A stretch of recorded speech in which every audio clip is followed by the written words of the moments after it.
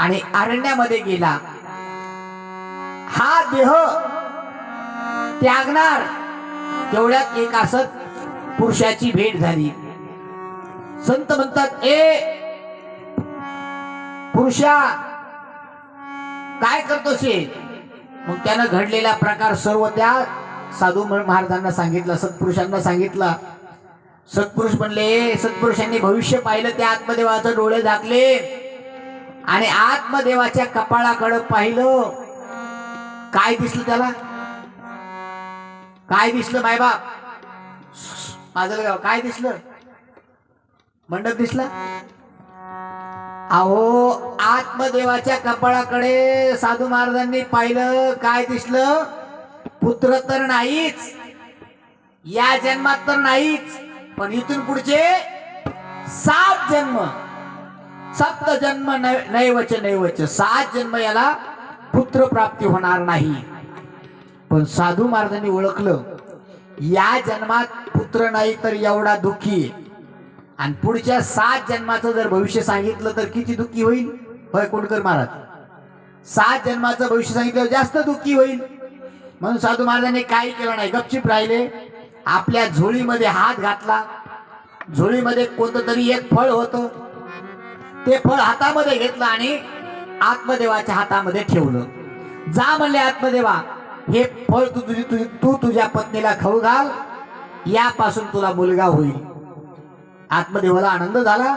आत्मदेवाने ते फळ हातामध्ये घेतलं, घरी आला आणि घरी आल्यानंतर आत्मदेवाने पत्नीला सर्व प्रकार सांगितला आणि हे फळ खा असं सांगितल्यानंतर ठीक आहे म्हणले, खा ते फळ।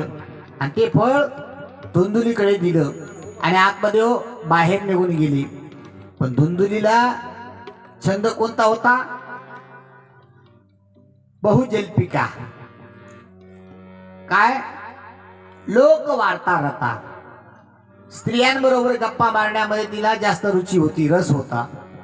ती गेली महाराज गल्लीतल्या महिला मंडळीमध्ये जाऊन बसली आणि गल्लीतल्या महिला मंडळीला सगळा घडलेला प्रकार सांगितला। माझे मालक गेले, त्यांनी फळ आणलं, त्या फळापासून मला मुलगा होईल असं म्हणलेले आहेत। मग ज्या बाकीच्या महिला मंडळीमध्ये बसलेले होते ना, त्या महिला मंडळी म्हणल्या धुंदुलीला, अगं काय खरं असतंय म्हणले, फळानं कुठं लेकर होतेत का?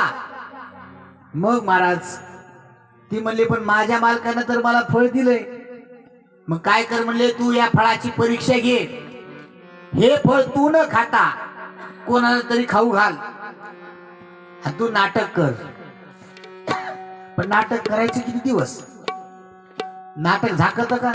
होय, नाही झाकत। नाटक एक दिवस उघड पडणार। मग तिनं बहिणीला फोन केला, बहीण लगेच आली।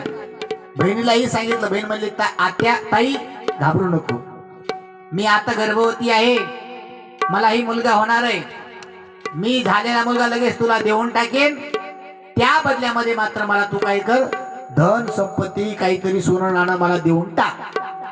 ठरला यांचा व्यवहार बहिणीचा। इकडं काय केलं मग, या साधूच्या फळापासून मुलगा होईल की नाही होईल या फळाची परीक्षा पाहण्यासाठी धुंदुलीनं काय केलं, ते फळ अंगणामध्ये बांधलेली गाय आहे, त्या गाईला